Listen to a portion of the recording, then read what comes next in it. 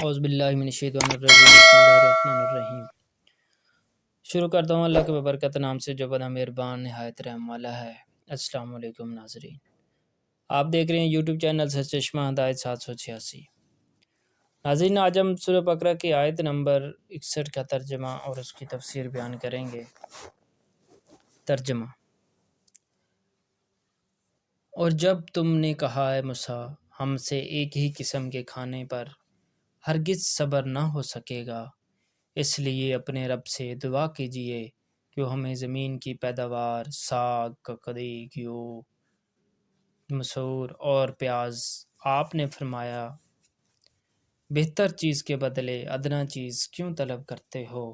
اچھا شہر میں جاؤ، وہاں تمہاری چاہت کی یہ سب چیزیں ملیں گی۔ ان پر ذلت اور مسکینی ڈال دی گئی ہے اور اللہ کا غضب لے کر وہ لوٹے۔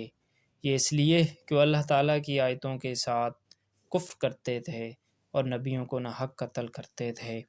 یہ ان کی نافرمانیوں اور زیادتیوں کا نتیجہ ہے۔ تفسیر: احسان فرموش یہود۔ یہاں بنی اسرائیل کی بے صبری اور نعمت اللہ کی ناقدری بیان کی جا رہی ہے کہ من و سلوہ جیسے پاکیزہ کھانے پر ان سے صبر نہ ہو سکا اور ردی جیسی چیزیں مانگنے لگے۔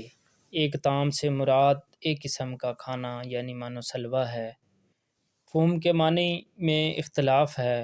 ابن مسعود کی قرأت میں صوم ہے۔ مجاہد نے فہم کی تفسیر صوم کے ساتھ کی ہے، یعنی لہسن۔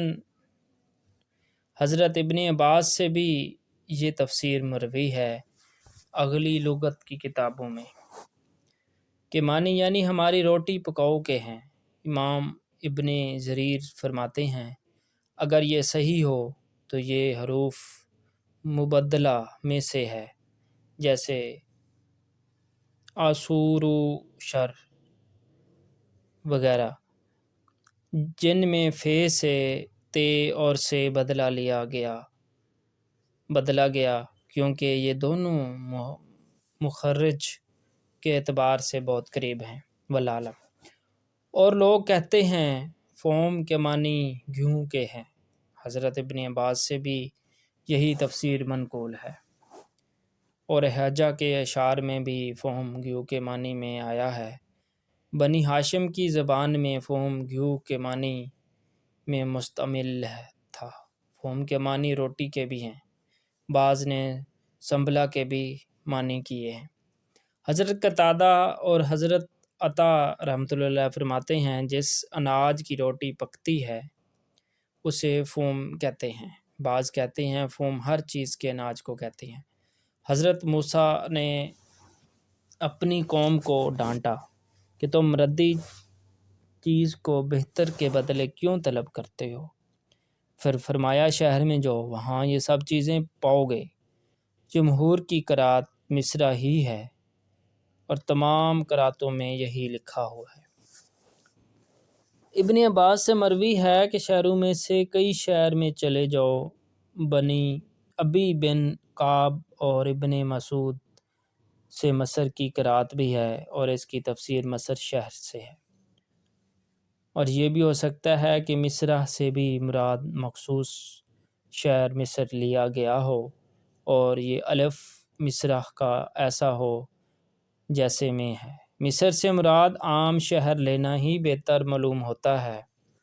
تو مطلب یہ ہوا کہ جو چیز تم طلب کرتے ہو یہ تو آسان چیز ہے، جس شہر میں جاؤ گے یہ تمام چیزیں وہاں پا لو گے۔ میری دعا کی بھی کیا ضرورت ہے، کیونکہ ان کا یہ قول محض تکبر، سرکشی اور بدھائی کے طور پر تھا، اس لیے انہیں کوئی جواب نہیں دیا گیا۔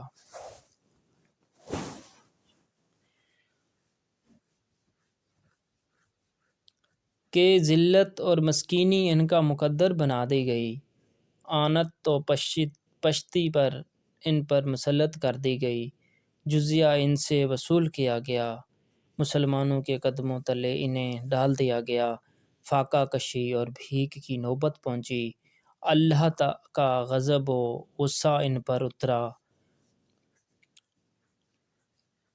کے معنی لوٹنے اور رجوع کیے کے ہیں، با کبھی بھلائی کے صلح کے ساتھ اور کبھی برائی کے صلح کے ساتھ آتا ہے، یہاں برائی کے صلح کے ساتھ ہے۔ یہ تمام عذاب ان کے تکبر و عناد، حق کی قبولیت سے انکار، اللہ کی آیتوں سے کفر، انبیاء اور ان کے تابعداروں کی عنت اور ان کے قتل کی بنا پر تھا۔ اس سے زیادہ بڑا کفر اور کون سا ہوگا کہ اللہ کی آیتوں سے کفر کرتے اور ان کے نبیوں کو بلا وجہ قتل کرتے۔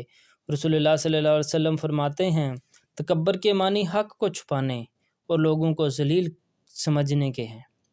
مالک بن مرارہ راوی ایک روز خدمت رسول اللہ صلی اللہ علیہ وسلم میں عرض کرتے ہیں، یا رسول اللہ، میں خوبصورت آدمی ہوں، میرا دل نہیں چاہتا کہ میں کسی کی جوتی کا تسمہ بھی مجھ سے اچھا ہو، تو کیا یہ تکبر اور سرکشی ہے؟ آپ نے فرمایا نہیں، بلکہ تکبر اور سرکشی حق کو رد کرنا اور لوگوں کو حقیر سمجھنا، چونکہ بنی اسرائیل کا تکبر و کفر قتل انبیاء تک پہنچا تھا، اس لیے اللہ کا غضب ان پر لازم ہو گیا، دنیا میں بھی اور آخرت میں بھی۔ حضرت عبداللہ بن مسعود رضی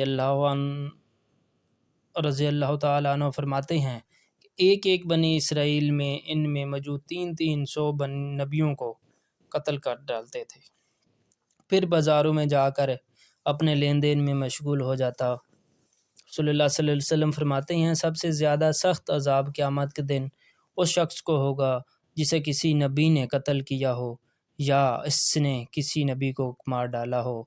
گمراہی کا وہ امام جو تصویریں بنانے والا یعنی مصور ہوگا، یہ ان کی نافرمانی اور ظلم و زیادتی کا بدلہ تھا۔ یہ دوسرا سبب ہے کہ وہ منع کیے ہوئے کاموں کو کرتے تھے اور حد سے زیادہ بڑھ جاتے تھے۔ ناظرین، اگر ہماری ویڈیو اچھی لگے تو چینل کو لائک کریں، شیئر کریں اور